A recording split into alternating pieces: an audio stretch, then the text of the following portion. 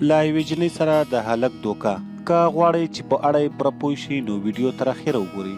نجلۍ خپله قصه داسې کوي او وایي چې یو هلک راته وړاندیز وکړ د دوستۍ نه بلکې د واده کولو. وایي چې زه ډېره ساده نجلۍ وم، د دوستۍ او پټو یارانو سره مې هیڅ علاقه نه وه. ټول سوچ او فکر مې په درسونو کې و او دا مې په ژوند کې لومړی کس و چې ماته یې د دوستي وړاندیز وکړ او راته وایي چې د ډېر وخت نه دې څارم، ته د هغو نجونو څخه نه یې چې پټې یارانې کوي. او زه هم زړه نازړه وم چې وړاندیز یې ومنم او که نه، خو د ډېرو وړاندیزونو وروسته مې ومنل. تل به مې غوښتل چې په څنګ کې اوسېږم، خو د بیرون وتلو او سینما ته تللو سره هیڅ اشنا نه وم.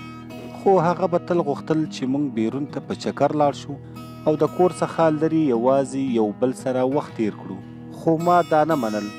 د هغه مینه ورځ په ورځ بېرنګې کېده، نه خبرې نه مسیج او نه سمه رویه. هغه بیخي بدل شو، د پخوا په شان مینه یې نه وه راسره. یوه ورځ زما ډېر نږدې ملګري راته وویل زه غواړم چې تا ته خپل ملګری در وپېژنم، کوم چې غواړي له ما سره واده وکړي. ته له ما سره پارک ته یو ځای ولاړه شه، هلته به یې وګورې.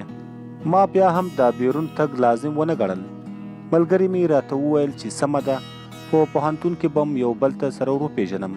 نو ما هم ورته وویل چې سمه ده. په سبا ورځ پوهنتون کې ښکلا راته خپل ملګری راوپېژندل. د تور موټر څخه راښکته شو. کله چې مې پرې سترګې ولګېدې هغه بل څوک نه بلکې همغه کس و له چا سره چې ما ډېره مینه درلوده. نو ډېر مې زړه مات او خفه شو او د دې کار لامل او پوښتنه مې ترې وکړه او راته یې وویل زه داسې نجلۍ د ځان دپاره غواړم چې تل راسره وي او هره شیبه چې وغواړم بیرون راسره ولاړه شي. خو ته د هغو نجونو څخه نه یې، ته ما نشې خوشحاله کولی. نو ځکه مې نوره په زړه کې مینه درته نشته. نو ما هم په زړه کې همدا وویل چې څنګه مو زه د ژوند په خوشحاله شېبو کې خفه کړم، همداسې دې الله تعالی تاسو هم خفه کړي. او د هغې ځای څخه ولاړم. ما تېروتنه وکړه چې بې ځایه مې باور وکړ او هسې مې خپل وخت ضایع کړ. خو زړه مې په خپلې سادګۍ او په بې انتها مینې درد کوي. خو زه خیر، الله له ما سره دی. خوږو او نازنینو دوستانو، زموږ د دې ویډیو څخه مطلب دا دی چې په ژوند کې یو رنګه واوسه او خپل ژوند دې الله جل جلاله ته وسپاره او بیا په ژوند کې د یو خوشحاله او لوی بدلون په تمه واوسه. امید ده چې ویډیو به مو خوښه شوې وي.